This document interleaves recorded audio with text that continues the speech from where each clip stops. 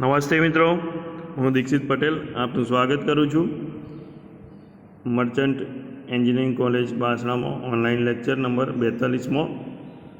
આપણો વિષય છે kinematic and theory of machine કેટો. આજે આપણે ગિયર્સ ચેપ્ટર ભણી રહ્યા છે. ગિયર્સ ચેપ્ટરના અંદર આજનો ટોપિક છે આપણે ઇન્ટરફિયરન્સ ઓફ ઇન્વોલ્યુડ ગિયર, એનો અભ્યાસ કરવા જઈ રહ્યા છીએ. તો આપણો સિલેબસમાં તમે જોઈ શકો છો ગિયર અને ગિયર ટ્રેનનો ટોપિક છે. તો ગિયર અને ગિયર ટ્રેનના ટોપિકમાં કયા કયા પોઈન્ટ આપણે કવર કર્યા છે તો એની વાત કરીએ તો ટર્મિનોલોજી આપણે કવર કરી દીધી છે, લો ઓફ ગિયરિંગ પૂરું થઈ ગયું છે, કેરેક્ટરિસ્ટિક ઇન્વોલ્યુડ સાયક્લોઇડ ગિયર એક્શન એ બધી વાત કરી દીધેલી છે. હવે આજે આપણે વાત કરવા જવાના છીએ ઇન્ટરફિયરન્સ, બરાબર. તો ઇન્ટરફિયરન્સ વિશે વાત કરીએ તો ઇન્ટરફિયરન્સ ઇન ઇન્વોલ્યુડ ગિયર, તો એનો આપણે વાત કરવાના છીએ. તો સૌથી પહેલાં એ ફિગર આપણે જોઈ શકીએ છીએ કે ઇન્ટરફિયરન્સ ઇન ઇન્વોલ્યુડ ગિયર, બરાબર. તો ઇન્વોલ્યુડ ગિયરમાં તમે જુઓ તો આ ફિગરમાં બતાવેલું છે. તો અહીંયા અમુક સર્કલ બતાવેલા છે. કયા કયા સર્કલ છે એ સૌથી પહેલાં જોઈએ તો તમે જોઈ શકો છો કે આ જે સર્કલ રહ્યું, પેનનો ઉપયોગ કરી વધારે ખ્યાલ આવે, તો આ જે સર્કલ રહ્યું તો એ બેઝ સર્કલની વાત કરેલી છે. તો અહીંયાથી આ જે સર્કલ જાય છે એ કયું છે?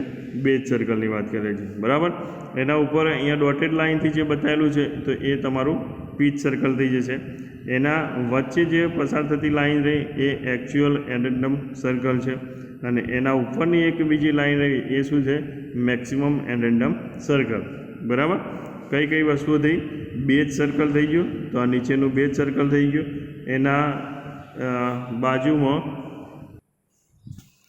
તો આપણે વાત કરી રહ્યા હતા બેઝ સર્કલની વાત કરી, એના પછી પીચ સર્કલ છે, એના પછી એકચ્યુઅલ એડેન્ડમ સર્કલ અને મેક્સિમમ એડેન્ડમ સર્કલ એની વાત કરેલી છે, બરાબર. હવે આપણે બીજામાં જોઈએ, આપણે O1 હતું એની વાત કરી, એટલે કે આપણે પિનિયનમાં વાત કરીએ. હવે આપણે વ્હીલના અંદરના વાત કરીએ, O2 જે ડાયામીટર સેન્ટર છે એને વાત કરીએ. તો તમે જોઈ શકો છો અંદરની જે લાઇન છે એ બેઝ સર્કલની લાઇન થશે. એના પછી ડોટેડ જે સેન્ટર લાઇન જેવું બતાવેલું છે એ પીચ સર્કલ થશે. એના પછી એકચ્યુઅલ એડેન્ડમ સર્કલ અને એના પછી મેક્સિમમ એડેન્ડમ સર્કલ. તો ચારે ચાર વસ્તુઓનો ખ્યાલ આવી ગયો. સૌથી પહેલું આવે છે બેઝ સર્કલ, પછી આવે છે પીચ સર્કલ, પછી આવે છે એકચ્યુઅલ એડેન્ડમ સર્કલ અને છેલ્લે લાસ્ટમાં આવે છે મેક્સિમમ એડેન્ડમ સર્કલ. તો આ ચાર વસ્તુઓ થઈ ગઈ. જે રીતે અહીંયા ચાર વસ્તુઓ બતાવેલી હતી એ જ રીતે અહીંયા પણ ચાર વસ્તુઓ બતાવેલી છે. અંદરની તરફથી જોવાનું શરૂઆત કરવાની એટલે ખ્યાલ તમને આવી જાય બંને બાજુ, બરાબર. હવે આપણે બીજા કયા નોટિફિકેશન આપેલા છે તો તમે જોઈ શકો છો કે એક અહીંયા પી પોઈન્ટ આપેલો છે. તો પી પોઈન્ટ શું છે? તો તમે પીચ સર્કલ આનું વ્હીલનું અને પીચ સર્કલ તમારું જે પિનિયનનું બંને જે જગ્યાએ કોન્ટેક્ટ થાય છે તો એનો પી પોઈન્ટ આપેલો છે, બરાબર. એની વાત કરીએ પી પોઈન્ટમાંથી એક અહીંયા સ્પર્શક લાઇન બેઝ સર્કલ જે તમારું હોય છે બેઝ સર્કલ એને સ્પર્શક થતી લાઇન, તો એક અહીંયા લાઇન ડ્રો કરેલી છે. આ જે લાઇનની વાત કરેલી છે તો આ જે લાઇન થઈ છે અને આ જે લાઇન થઈ છે એ બેને કનેક્ટ કરીએ તો આ બાજુ આપણે એમ અને આ બાજુ એન મળે છે, અને એમને કનેક્ટ કરીએ આપણે O1 અંગાત 90 અંશના ખૂણા, એ રીતે O2 અંગાત કોન્ટેક્ટ કરીએ 90 અંશના ખૂણા સાથે, બરાબર. તો એ બંનેની વાત થઈ ગઈ છે. એના પછી એક અહીંયાથી જોઈન્ટ કરીએ O1 સેન્ટરને O2 સેન્ટરને, તો એની વાત કરીએ છીએ. તો એ જે એંગલ તમારો બનાવે છે એ એંગલ φ બને છે. તો બંને બાજુ સરખું રહેવાનું, બરાબર. કેમ કે ઝેડ બને છે અહીંયાથી અહીંયા લઈને, તો ઝેડનો નિયમ અહીંયા જેટલો ખૂણો હોય એટલો જ અહીંયા ખૂણો હોય, તો બંનેના ખૂણા સેમ રહેવાના, બરાબર. હવે એના પછી બીજા કયા નોટિફિકેશન આપેલા છે તો કે આપેલો છે એક અને એક એલ આપેલો છે, બરાબર. બે વસ્તુ આપેલી છે. તો આપણે જોઈએ હવે તો તમે જુઓ ફિગર 12.13માં. હવે બીજી એક રિક્વેસ્ટ કરવાની છે કે હજુ પણ મિત્રો વિડીયો લેક્ચર જોતા નથી તો બધા મિત્રોને રિક્વેસ્ટ કરો, ગ્રુપમાં તમારા જે મિત્રો હોય એમને કહો, જણાવો કે વિડીયો લેક્ચર જોવાનું ચાલુ રાખો, કે જેથી તમે વ્યવસ્થિત રીતે કન્ટિન્યુ લિંકમાં આવી જાઓ, અભ્યાસ કરતા થઈ જાઓ. એકી સાથે વિડીયો બધા જોવા બેસો તો એ વખત તમે પહોંચી નહીં વળો. અત્યારે 1 બાય 1 વિડીયો જોતા રહો. કંઈ વધારે હોતા નથી, 15-20 મિનિટ 30 મિનિટના વિડીયો હોય છે, અને આખા દિવસમાં 24 કલાકમાંથી અડધો કલાક તમારે કાઢવો કોઈ ઇમ્પોસિબલ વાત નથી, બરાબર. તો અમને પણ ઉત્સાહ જળવાઈ રહે, અમે પણ વિડીયો લેક્ચર બનાવીએ છીએ તો એનો આનંદ અમને પણ રહે. ચલો મિત્રો જોવે છે વિડીયો, બરાબર. તો જોઈએ 12.13 ફિગરમાં. સો એક પિનિયન આપેલું છે, તો પિનિયન અહીંયા અને એનું સેન્ટરની વાત કરી ઓવન, તો અહીંયા જે સેન્ટર રહ્યું એ ઓવનની વાત કરેલી છે, બરાબર. મેશ વિથ ધ વ્હીલ અથવા તો એને આપણે કહીશું ગિયર અને એનું સેન્ટર આપણે કહી દઈશું O2, બરાબર. વ્હીલ થઈ ગયું, પિનિયન થઈ ગયું, ઓવન થઈ ગયું, O2 થઈ ગયું. 4 વસ્તુ ક્લિયર થઈ ગઈ. હવે આગળ જોઈએ એમ અને એન લાઇન. તો એમ અને એન લાઇન તમે હાલ વાત કરી તે રીતે, બરાબર. એકબીજાને સ્પર્શક લાઇન જે બનતી હોય છે બેઝ સર્કલની એની વાત કરે, અને એ જે કોન્ટેક્ટ થશે એ શું થશે, લાઇન આખી બનશે એને કોમન ટેન્જન્ટ લાઇન આપણે કહીશું ટુ ધીઝ બેઝ સર્કલ, બરાબર. હવે કે અને એલ, કે અને એલ તો અમે જોઈ શકો છો આ રહ્યો એલ રહ્યો ને આ રહ્યો કે રહ્યો. તો કે અને એલની વાત કરેલી છે. તો કે અને એલ જે રહ્યા point is the path of contact. શું કીધેલું છે, કે and L is the path of contact between the two mating gear. Mating gear જે જગ્યાએ મેચ થતા હોય છે તો એમનો પાથ બતાવેલો છે, બરાબર.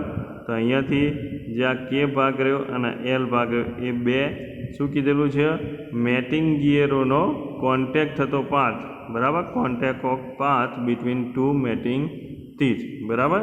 બે ગિયર જે જગ્યાએ મેચ થાય છે તો એ દરમિયાન પાથ ઓફ કોન્ટ્રેક્ટ રહ્યો, એનું નામ આપી દીધું આપણે કે અને એલ નામ આપી દીધું, બરાબર.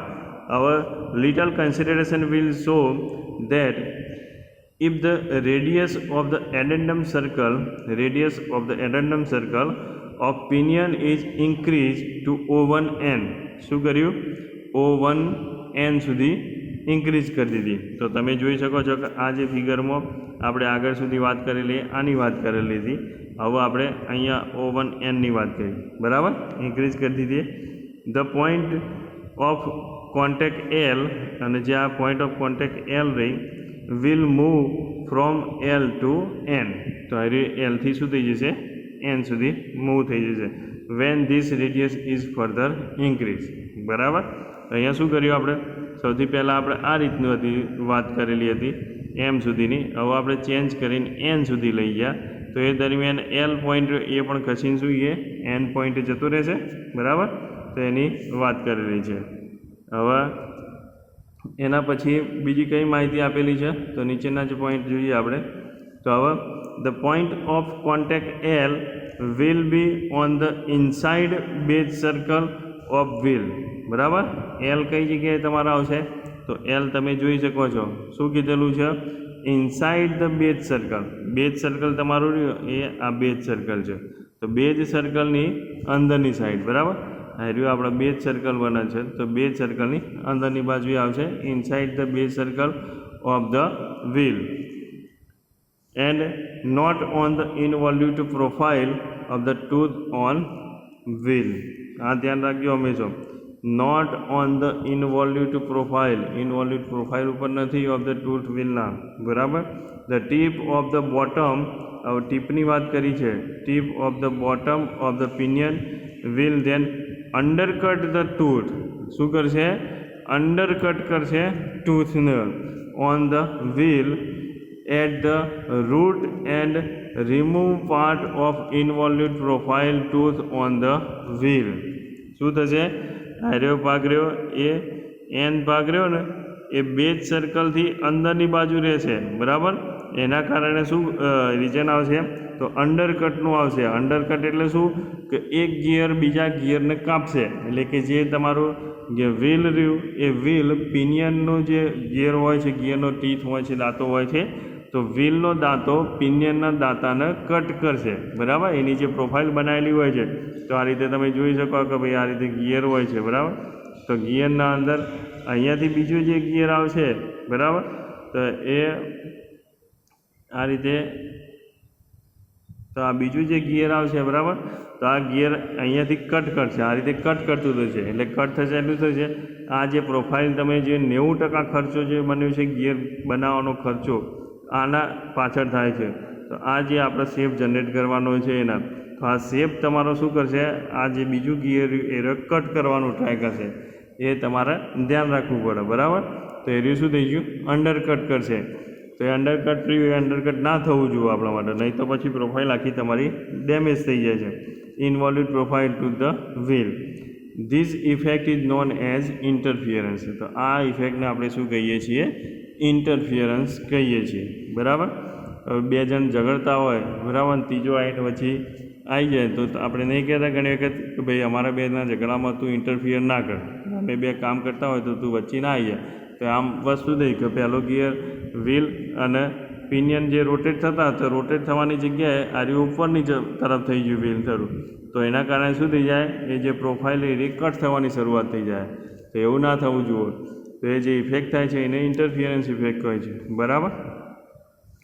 This effect is known as interference and occurs when the teeth are being cut. બરાબર. જે દરમિયાન બને ઇન્ટરફિયરન્સ એ દરમિયાન શું થઈ જશે, being cut થશે. In a brief, the phenomena when the tip of the tooth undercut the root, શું કરશે, undercut root on its matting gear known as the interference. બરાબર.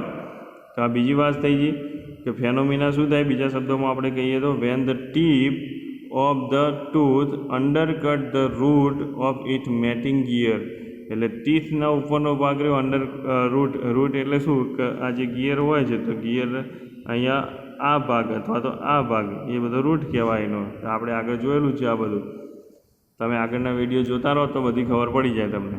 બરાબર.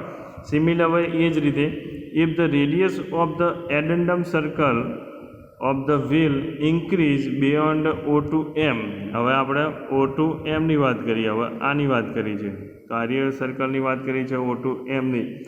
તો then the tip of the tooth on the wheel will cause interference with the tooth of pinion. The point M અને એનની વાત કરેલી છે, તો એમ અને એનની પોઈન્ટની વાત કરેલી છે, આર કોલ ઇન્ટરફિયરન્સ પોઈન્ટ. બરાબર. Obviously interference may be avoided if the path of contact does not extend beyond the interference point. શું કીધું, ક્યારે તમે એવોઇડ કરી શકો, the path of contact does not extend beyond interference point, એટલે અહીંયા સુધી તમારે આવવાનું નહીં. આ O2 તમારે એન સુધી આવી ગયું અને O1 એન સુધી આવી ગયું, તો ત્યાં સુધી ના લંબાવવું જુઓ. બરાબર. એ એવોઇડ કરી શકો છો તમે. The limiting value of the radius of the addendum circle of pinion O1N, શું વાત કરેલી છે, O1N and the wheel O2M. તો O2M ની જે વાત કરેલી છે તો આ બંનેની વાત કરેલી છે. સોરી મિત્રો.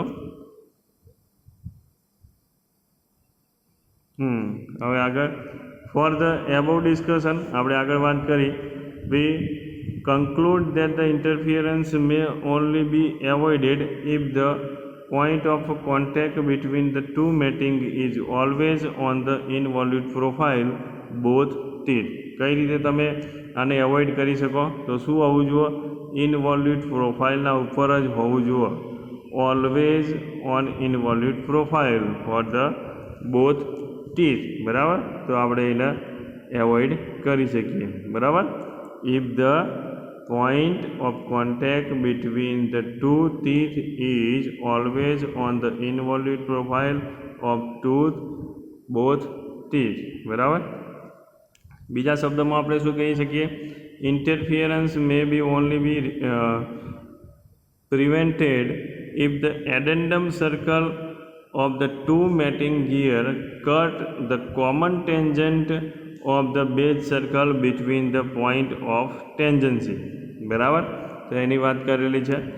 when the interference is just avoid વાત કરીએ, the maximum length of the path of contact MN when the maximum addendum circle for the pinion and the wheel pass throughout the point of tangency N and M respectively as shown in figure 12.13 in such a case.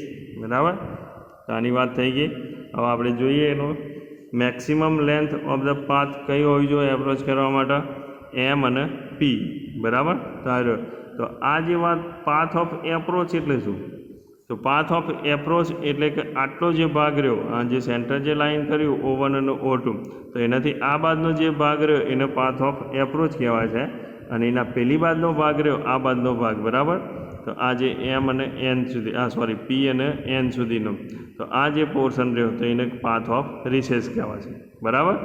તો એમ અને પી સુધીનો અહીંયા જે portion હોય છે એને path of approach કહીશું, અને આ જે પોર્શન હોય છે પીથી એન સુધીનો તો આને આ પાથ ઓફ રિસેસ કહીશું, બરાબર. ખ્યાલ આવી ગયો તમને? ઓકે.